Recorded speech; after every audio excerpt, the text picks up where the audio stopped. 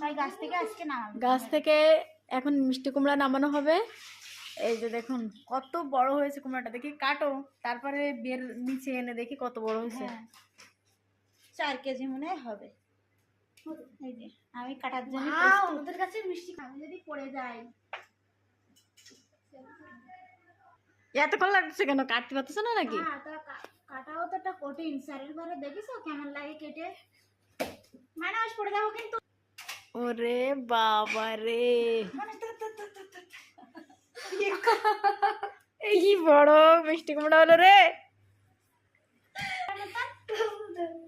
একবারে কয়টা পুঁই শাকও কাটো, মিষ্টি কুমড়ার সাথে পুঁই শাক দিয়ে ঘন্ট হবে। মিষ্টি কুমড়া গাছের না। ওরে বড় উস্তে হয়েছে এদিকে বাবা, একটা কিভাবে গোপনে হলো? একটা উস্তে হয়েছে, টেরও পাইনি। তাই তো দেখতেছে। কাটো শিখে কাটো, আর আছে কিনা একটু খেয়াল করো। দেখি কত বড়, ওয়াও মানুষ ভয় পাচ্ছে তো।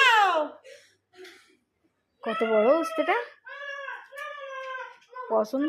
বাবা পুঁইশাক গুলো কি জালি, টাটকা গাছের পুঁইশাক, কত সুন্দর লাগছে। পুঁইশাক কাঁকড়া দিয়ে রান্না করলে হেভি লাগবে।